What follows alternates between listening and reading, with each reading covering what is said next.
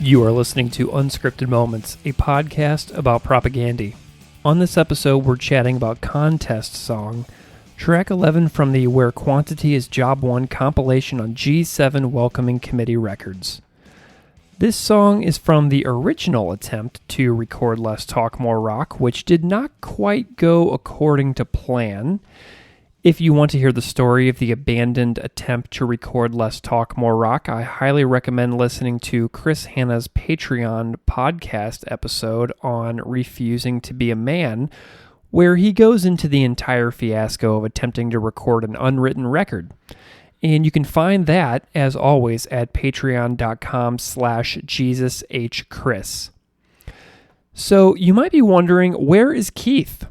This year, we have done the podcast at a frantic pace, and both of us are feeling a little frazzled trying to keep up the pace a lot of our episodes because they wind up taking days, if not weeks, to research in some cases. And many of you have encouraged us to take little breaks here and there. So this episode is just me, and I have two fantastic guest hosts. So I have said elsewhere I wouldn't do a numbered episode without Keith, but I am putting this out entirely with his blessing, and because we've done this podcast at about hypersonic speed, and we need to cool our jets a bit this summer so we actually can complete this project instead of, flaming out a little more than halfway through. So we're doing a little bit of rest and recovery right now, and it feels good. But that said, this is our first numbered episode without Keith, but don't get used to it because he will be back next time. So everyone go tell him how rad he is on Twitter or Instagram at GoffTeaches. So on to the episode. So Contest Song was never finished, but a liner note on the inside of Where Quantity is Job Number 1 reads, quote, "Dump Contest Song onto a 4-track, write and sing some lyrics over it, and send it to us. Best or worst version gets featured on the next propaganda record." So that's basically how I conceived of this episode. And it would not have happened had it not been for our two fantastic guests on this episode. So first, I am truly delighted to welcome Willem from the fantastic band Intellectual back on the show. Willem sings and plays guitar in Intellectual, as you know, if you are a fan of that band. If you haven't heard that band, you must. They're fantastic.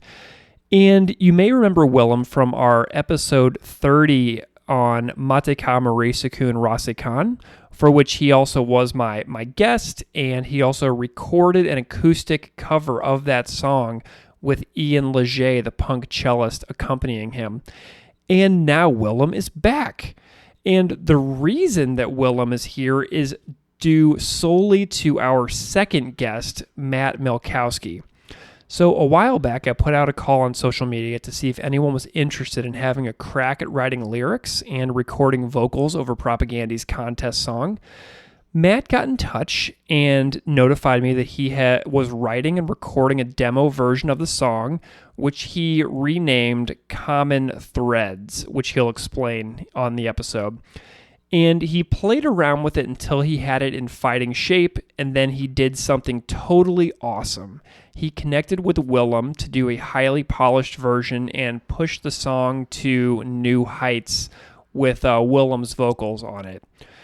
So there is a demo version featuring Matt in his house, and then there is a finished version with Willem, and they are both here to discuss it together, which was such a pleasure to have them come on together. So on this episode, we discuss Contest Song's composition, Matt and Willem's thoughts on the song, and their creative process of making this song together. And to close out the episode, we have another Contest Song version sent in from our friend in California, Corey Costanzo, who is one of our diehard listeners and all-around fantastic fella who posts insanely rad skateboard videos on Instagram at Dr. Costanzo. So thank you so much to Keith for doing this project with me. Thanks to Willem and Matt for your fantastic collaboration And thanks to Corey Costanzo for making this a fun and off the beaten path type of episode for this extremely deep cut and overlooked and often forgotten song. So if you want to check out any of these guys, you could check out Matt's music project at catchingconfettimusic.com, and you can find Intellectual, which is Willem's band, at intellectual.com. So before we hear the song, I want to read the lyrics here really quick to Matt's version. So this is for Common Threads, Matt Milkowski's lyrics. The sentiment dissolved the thread between us all, a parting gift invisible, hence incapable of, filling up the limitless bounds, a token of appreciation in every cubic foot of sea and sound. A suite of ocean beasts, born in hot embrace of molten molds, personified in polymer for budding hands to hold, then ritually shed, replaced to keep the pace. The perspiration of generations, treasures turned to waste. Return again, a billion shreds, manifest in every nook, destined till the end. Tangled in a web, every fucking cent, spent upon the endless stream of trinkets, we think is just common sense. But entangled consequence, simultaneous, dropped into the bottom and forgotten for someone else to digest. Return again, a billion shreds, a communion for our common friends. So let's do this, everybody. Here is Matt Milkowski and Willem Intellectual's rendition of contest song, Common Threads, and we'll be back after the song for our conversation. Enjoy.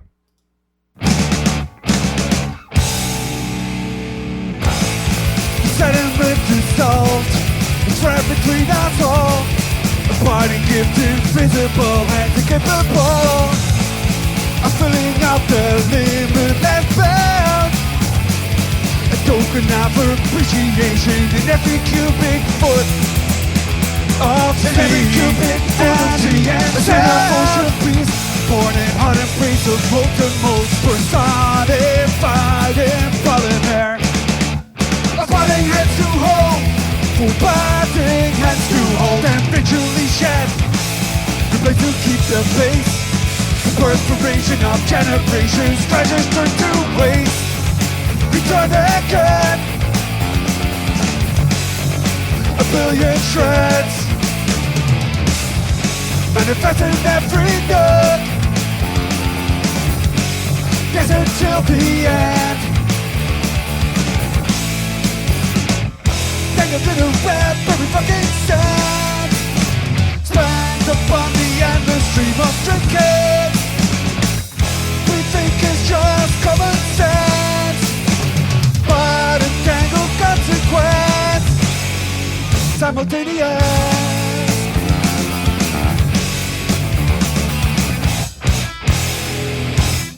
What are plastics? Are they vegetable or mineral? Would you look for them on land or under it? Or perhaps they are in the sea? Dropped into the bottom and forgotten for someone else to digest. Return again, return again, a billion shreds, a billion shreds. Return again, dropped into the bottom and forgotten, a billion for someone.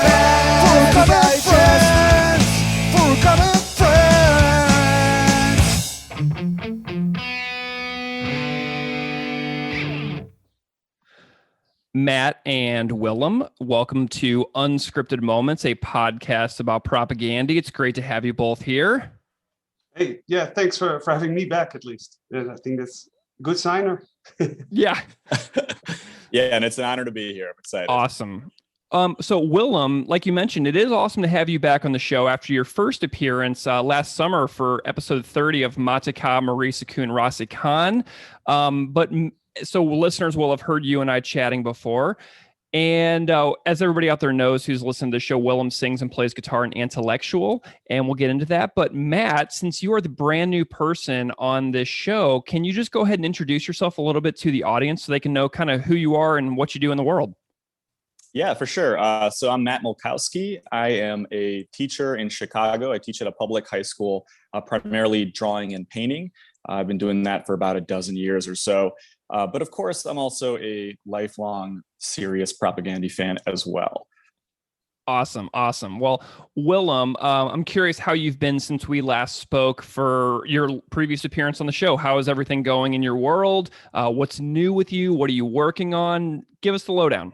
Yeah, has it been a year already? Because Something like that. It's crazy. yeah, like my idea of time is worthless these days. But apparently, yeah. No, to be honest, we've just had a break from music. Like because of the lockdown, the pandemic, we couldn't do anything. So we decided together, like, let's use this time to have a pause, a break for the first time in 15 years of recording and releasing and touring and stuff.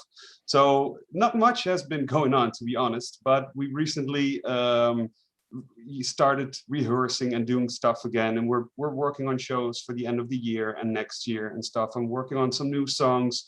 So we're slowly, starting back up, and stuff is happening over here as well. So yeah, it's looking brighter again, I guess, than a Awesome. year ago at least. Yeah. Yeah. Well, and I mean, you get this little collaboration here with Matt on this fantastic project. So this has probably been sort of a creative, nice little injection, I would imagine, right? Well, also with the Mate Camoes podcast episode, that was a nice time to, have something in my hands to work on during the pandemic. So yeah, it's been very nice to do this as a, to spend some time with music, despite the break we are having. Awesome. Awesome. Well, let's get, Matt, a little bit of your context of being a fan of Propaganda. How did you get into this band? It's something I ask every guest who appears on the show, and Willem and I have already talked about that. So what's your origin story with finding Propaganda? Yeah, so I was pretty sure I remembered it. And I was like looking up some artifacts last night. I think I sent you an email.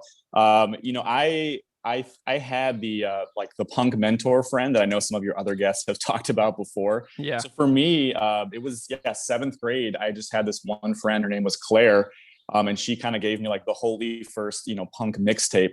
And I just found the liner notes for it, and right in the middle of side A was Propaganda Nation States. I think it was the alternate version as well. Nice. Which I've always preferred. And so this was like 97, 98, something like that. And she even wrote in the notes, like, I don't know if you're going to like this. They're a political punk band, but, if you do, I've got plenty more. And I just remember really distinctly, like, that song blew my mind like it did for so many others. And I just couldn't get enough of it.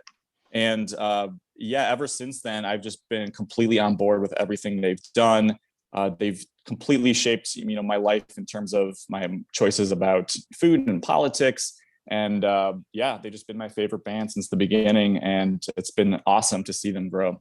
Well, Matt, I know that you listened to a bunch of the podcast episodes as well throughout the last year, and it's been fabulous having you as such a consistent listener, because like your commentary is always so thoughtful, and you're the exact kind of person that we love hearing from as far as like fans of this show go. And the fact that you were able to put the new project together and get involved, it really means a lot to like bring you into the fold on this show. So I just wanted to say thank you. For sure. And I'm 37. That's the magic number for our fans, right? It really is. Willem, how old are you? Are you 37 too? No, I'm 40. So, Okay. But I'm very thankful that Matt, got us together to do this nonetheless. So, yeah. Awesome. Well, so here's why we're here. We're here together, the three of us, because Matt wrote to me this past April, I think, about doing a version of Contest Song, which appears on Where Quantity is Job Number 1, which is the unfinished song that Propaganda was recording for Less Talk More Rock during their original recording sessions.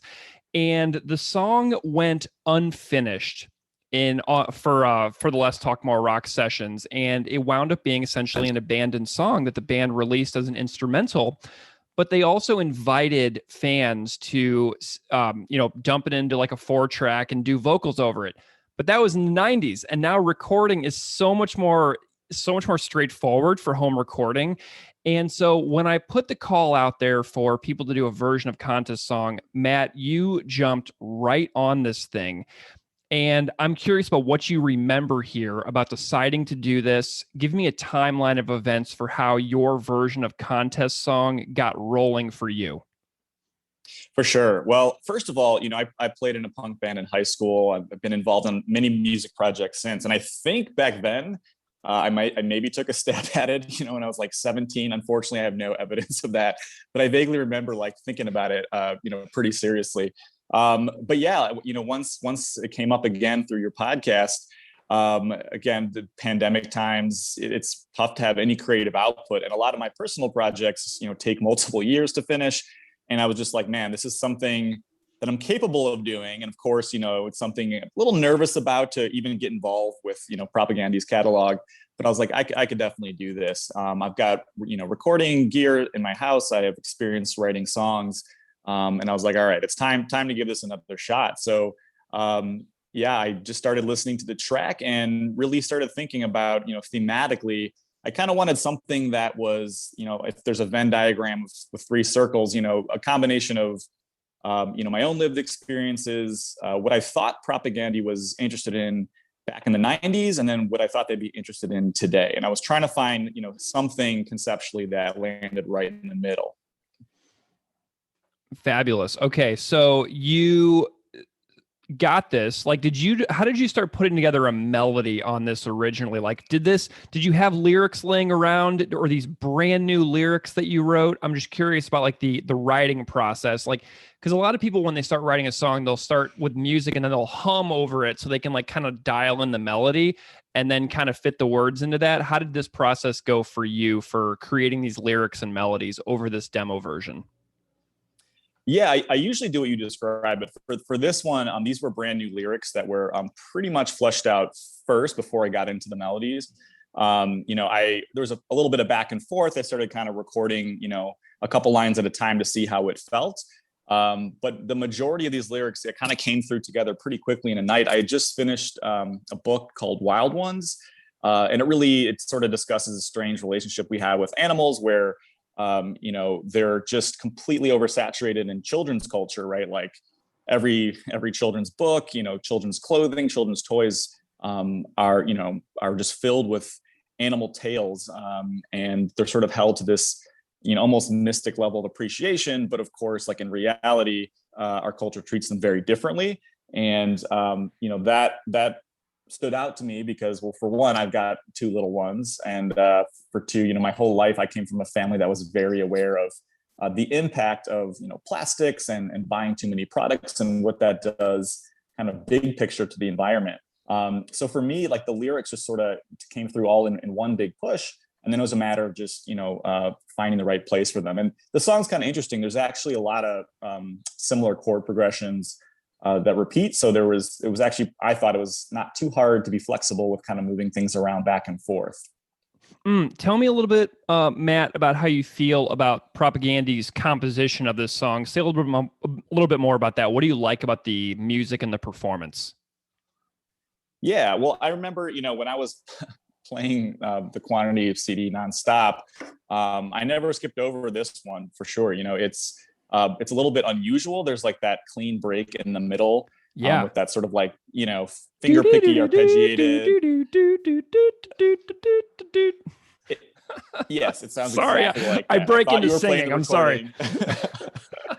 But that's the part. But of course they have breakdowns, but not too many like that, even in the early days. So I remember, hearing that it was like a little different. But then, of course, when it all comes back in with like the snappy drums and bass, it's really just like leading up to that. What feels like the peak of the song at the end for me. So I always enjoyed it. I kind of put it on the same level as maybe like Resisting Tyrannical, government or something like that. But it was a hard one because like many other songs, there really aren't verses or chorus, which is what makes them great. But that was like the only tricky thing, is trying to figure that out. Awesome. That linear progression. Yeah. Very cool. Okay. So Willem, what do you remember about how you got involved with this project with Matt? Tell me about this progression of how you got looped into this little thing that Matt and I were concocting. Yeah, I think the first moment I heard about this idea was a tweet from the podcast. You mentioning, wouldn't it be great if, people recorded vocals over this song? We should get some people together, very generic message, to get people into it. And I think Matt maybe responded to that one already. I don't know. I know you tagged us in that message as well, and I thought, well, oh, that does sound interesting. And I love to play around with, other people writing the music and me making vocals for it. I love to do guest vocals for other bands and stuff like that. So the idea really appealed to me, but this was like right in the middle of our break, so I wasn't really. I wanted to put music aside and not be really working on music. Also to take a break, and when we would start again, I would really want to start afresh again. So Yeah. I thought, well, okay, maybe this is not the right moment to do this. And then I think later on, this conversation came up on Twitter again, and Matt tagged us, or you sent us a message. I'm not sure what the first initiation was exactly, but you said, oh, I have lyrics that I would love you to sing over the song. And then I double checked. I was, okay, are you sure you want me to butcher whatever you created? And he confirmed again. So I thought, okay, let's do this. And nice. Then I think Matt sent me the lyrics and his demo. And I told him, well, I'm going to use this or see this as some sort of experiment, and these, some research on how to write songs. Because for Intellectual, I'm the one writing the music and the lyrics and putting them together. So I'm really intrigued of how other people do that. So I wanted to hear his version, the way he would do it, and that's why I made my own version first with his lyrics. Yeah. And later on checked the version he made to compare them and pretty much make the best version of the two. But that's how it started. Amazing. Yeah. Matt, why did you specifically invite Willem? Was this all just like a fortuitous series of events that just kind of like worked out perfectly in time, or was there like a particular reason? Yeah, I mean, I immediately thought of Intellectual. I mean, as Willem mentioned, not only do they have a history, with Propagandy, but with guest vocals, with Chris being on one of their songs, him being on the podcast. But I just, thought initially I was just trying to really push them to just make their own version. And if that wasn't happening, I was like, well, I have lyrics, like I can sing them by default, but it would just be really special. And to be honest, I didn't really expect a response. So when I did, I was just so thrilled and excited because, to me, Intellectual is such an incredible band, and they're one of the few that I can say like feels similar to Propagandy, which is a hard status to obtain. Yeah. And it just seemed like Willem was a really friendly, collaborative person. So I was like, well, I'll just take a shot. And luckily, to my shock and awe, it worked out. I love it. Yeah. I love when things like that happen. And I was honored to be asked to do this. Obviously, I mean, thanks for the kind words and thinking of me to do this. We get compared to Propagandy more, before, but it's always a compliment, and it's I don't ever take it as a bad thing. So thanks for having me. So before we get into Willem, before we get into your version, I'm wondering, Matt, listeners will have heard the entire song just before this interview started. I'm going to put the song up at the top of the episode. I want to hear a little bit about the lyrics that you wrote. I'm curious about your writing process, your revision, like your interpretation of what you're trying to get across, anything that you think that the listeners should know in order to kind of get inside your mind of like how you put this together. Yeah, for sure. I mean, of course, any of these lines are up for interpretation. They are subjective. But, for me, I know obviously Propagandy talks a lot about, animal welfare, but most commonly within the context of factory farming. And I thought that the issue of sort of larger ecosystems being impacted was like a little bit less investigated. So, that was something that I really, have been thinking a lot about. Again, I mentioned earlier this notion that we are obsessed with animal toys, but all of those toys go somewhere, right? And it's kind of dovetails with just overconsumption on the holidays, things like that. This notion that our kids are always ready for the next thing and have a hard time, sitting with one toy or item for a long time. And so, I was actually looking at a set of plastic ocean animals. Like I'm like a huge marine biology fan that I got for my kids. And just thinking about like, the literal path of these objects, where are they going to be in a year or two from now? We like at this point, the oceans, there's it's like 10 million tons of plastic are dumped in them every, it's the numbers are staggering. And I think, at this point, I remember reading that there's really no, cubic foot of ocean that has zero plastic in it. There's always tiny, tiny trace amounts. And it's just another sad, product of sort of the capitalist legacy, which is, everything we do, there's a simultaneous consequence. And that sort of came up in the lyrics too, a little bit, thinking about, the idea of entanglement, not that I know anything about quantum physics, but this idea that like things happen simultaneously. And, I, for one, buy something that's made of plastic without sort of at the same time thinking about where that's going to end up. I certainly hope that for animals that we try to instill in our kids lead to them being generally interested in protecting them in their habitats. But unfortunately, I think in many cases, it's just about consuming and then excreting waste in the form of these microplastics, which literally become a part of the ecosystem, right? Animals down to the microscopic level ingest this stuff.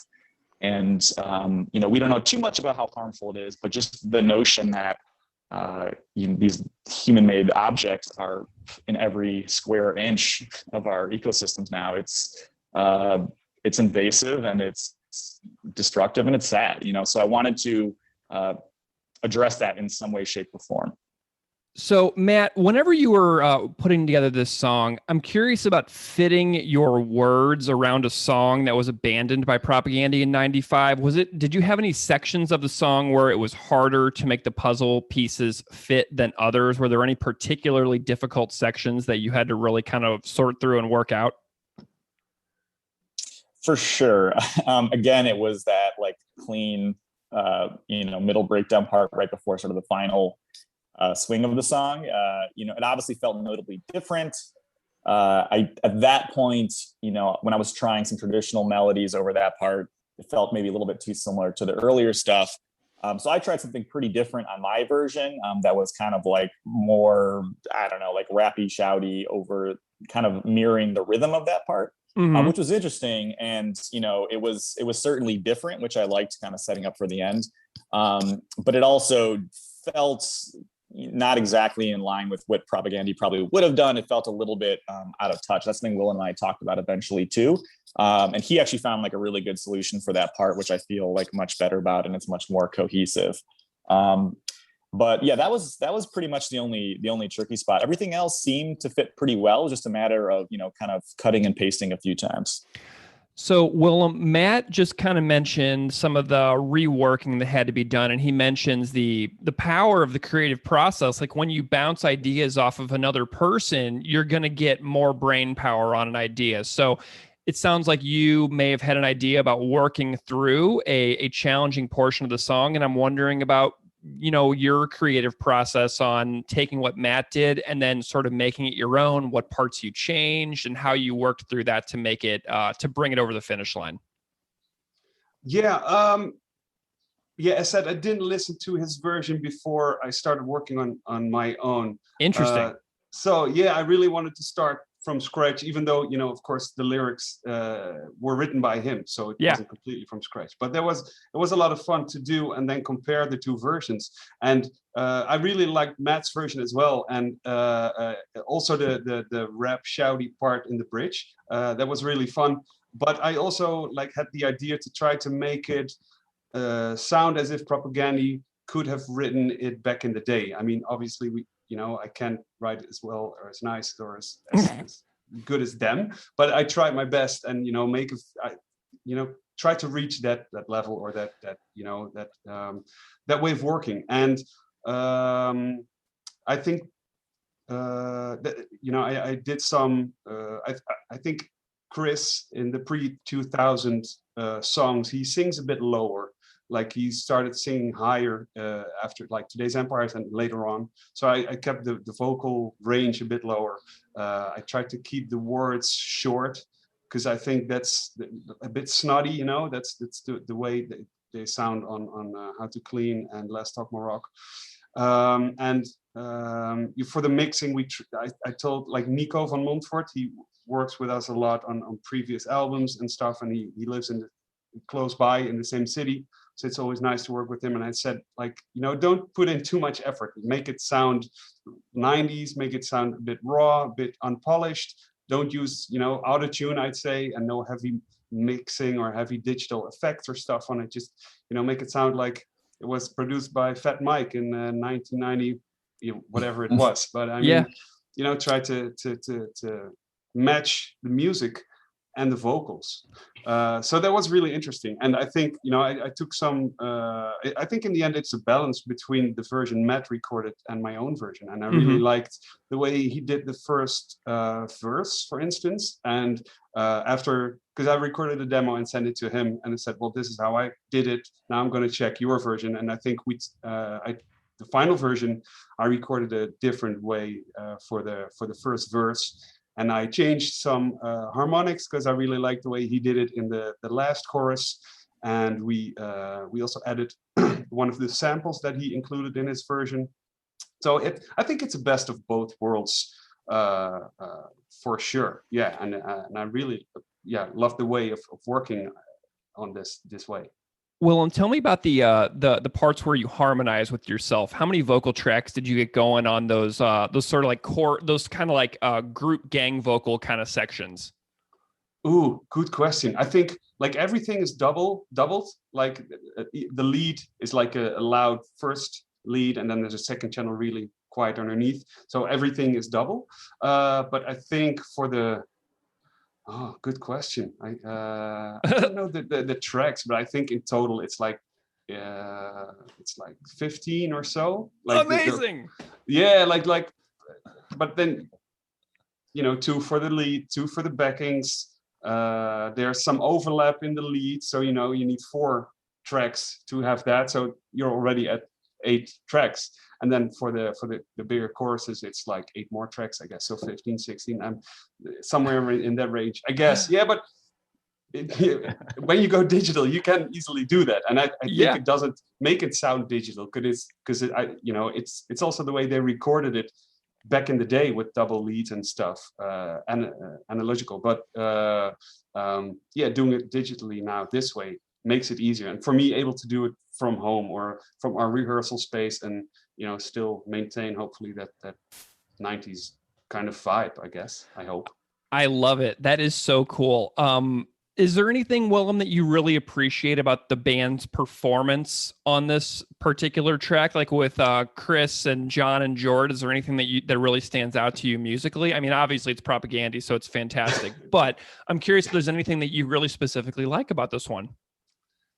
Well, as you said, it is Propaganda, and I really love doing this because it also felt like discovering an old new song by them that I hadn't heard before or something. I knew the instrumental track from the album, but I didn't know it with lyrics yet. So even though it were my own vocals and Matt's lyrics, it still felt like discovering an old song by them, and that was really fun. And it's classic Propaganda to make a linear song, so without parts coming back or real hard choruses that are the same throughout the song. And even though it's not linear, there is still a very smart progression that makes it feel like there are verses and choruses, and it feels like it works up in the first part towards the chorus, then it goes down a bit, then it works up again, and then it slows down a lot, and you get the cleaner part, and then it works towards a big finale. And I mean, most bands, even including us, most of the time do that through a classical formula of first, chorus, bridge, and stuff like that. But I really reappreciated the way Propaganda does it without repeating themselves or without using older parts in the song and getting them back. So that was a lot of fun to work on it that way. Willem, did you have to change any of the phrasing at all for like singing purposes? Like, were there any parts that you were like, I need to switch out this word for that word? Did you have to do any lyrical alterations like that for phrasing purposes at all? No, I think I create my own version first. And then I think when maybe I switched a word in Matt's first verse from the end of the line to the beginning of the next line to have it line out better, I think. But no, I think like 99% was the same as Matt did it in the parts that I used from him. But also like very propagandy-ish is to just cut lyrics or vocal lines in two, and end the sentence halfway if the music stops there, and then pick it up after the new bar or new line begins again. So I think that's something where the quieter bridge comes in, that ends with the simultaneous, and that's halfway of a sentence. But that didn't stop me from doing it, because I think that's something that Propagandy could have done as well. So that didn't bother me or stop me to do it that way. It's an easier way of putting lyrics to music as well, if you just don't care about the ending of sentences and musical lines. Sure. Well, and especially since you have no control over the actual music itself, if this was your band, you could change things out and add in bars, and you could do anything you wanted. But since we have an already completed version, like there's no control in that. Definitely. Yeah. Matt, how many drafts of lyrics did you go through? How long did it take you to write all these? Let's see. Honestly, I maybe tinkered with something actually quite a bit earlier, like in the fall, but I think the core of it came out like in one night. I don't think I changed much. I was just cutting away bits and pieces. So I think it happened pretty quick, actually. And every cubic foot of sea and sound.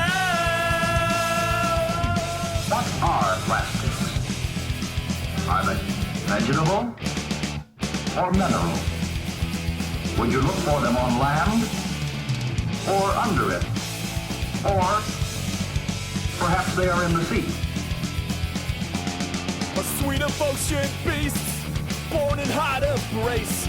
We're both in modes personified in polymer, from butting hands to hold, then ritually shed, replace to keep the pace. The perspiration of generations, treasures turn to waste. Return again, 1 billion shreds. Manifest in every nook, destined till the end.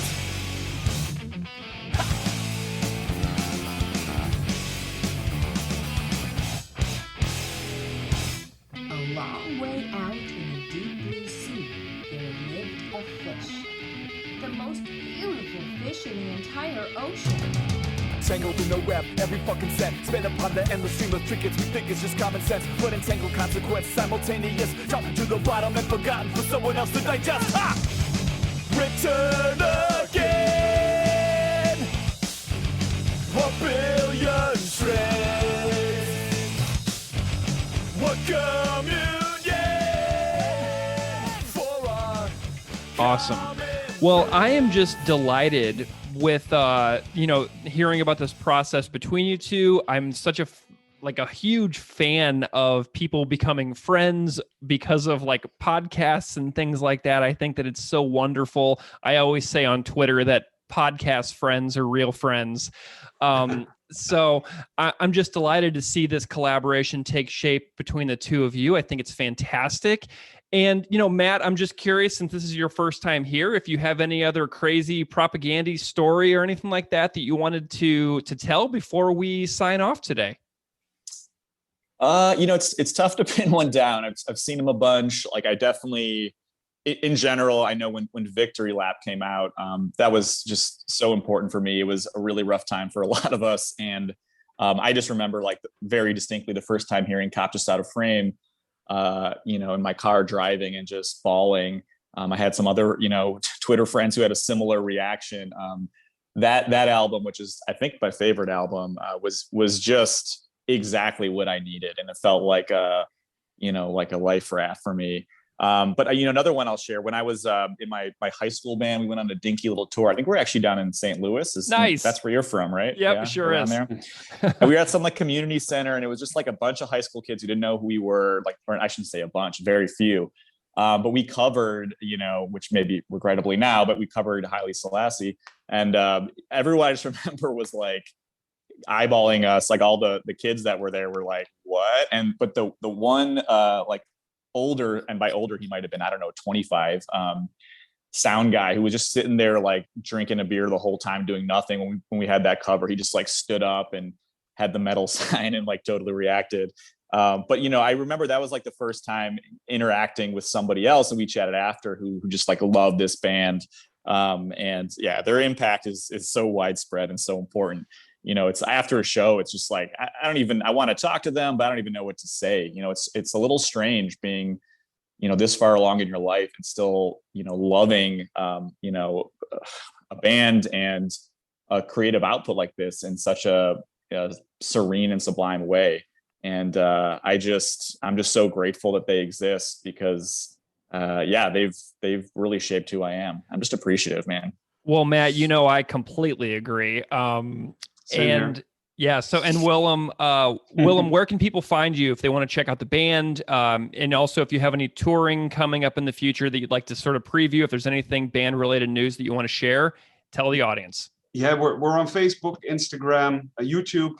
We have a website, stuff like that. Intellectual. There's not many of them around, so Google it and you'll find it for sure. Awesome. And well, it's funny, Matt, that you say that you mentioned Let's Talk More Rock, because or a Victory Lap, the album, because I think when I heard Lower Class, the song on there, it was one of the you know, it reminded me of the sound of Let's Talk More Rock. And it'd been a while, not on the album before it. They really changed away from the earlier sound, but with Lower Class, for some reason, it reminded me of Let's Talk More Rock. And when I heard the contest song again, like the break in the middle, the cleaner part, that reminded me of Lower Class. And so, you know, it's funny to get a little full circle-ish that way with you know, old and new stuff. So that's nice to hear. Well, friends, this has been absolutely lovely. I'm so delighted to feature your collaboration for the contest song on the podcast. We didn't even talk about the name of the song. So Matt, you named it Common Threads. And I hope that everybody out there really enjoys it. I will you know, try to get the lyrics posted so that people can read along, because that makes the experience more powerful. But I'm just really grateful to you both. So Willem, Matt, thank you so much for being here. It's been a real thrill. Thanks for doing the podcast, and Matt, thanks for you know, asking me, having me on for this idea. Thanks a lot. Yeah, agree. This has been a pleasure.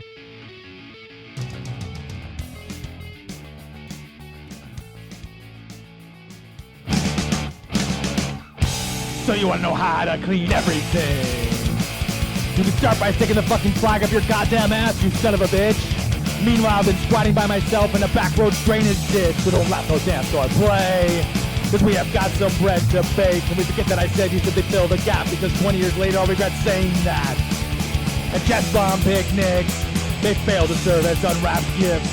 So talk less and rock more. Remember how it feels and what you voted for. Realize the system cannot be reformed. But wait, let's delay our calling card at the gate and hope that our whisper echoes over failed states. Let's try to fuel the churning gears less often. And tirelessly dig for that painted coffin. Stand our ground, squint and swing. Pick up 5 stones and a shepherd's sling. Consider that short fuse scatter thing. Leave behind the days of unscathed kings. Gouge 10,000 eyes from their head until the system is the one left for dead. We seem caught between this life and a madman's dream of a paradise. This may have been the world you were brought into, man, but it comes down to what kind of world you want to live in. So let's keep Sander away from Francis and spread wide the cracks in the monolith. Doubt the masses that don't hold out for consensus. Stand by people, no borders, no fences. At 40 below, free will still ride.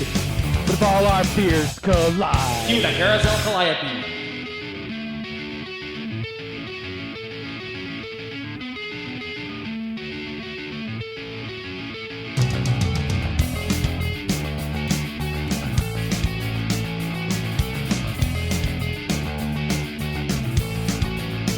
Climb aboard a Soyuz 13.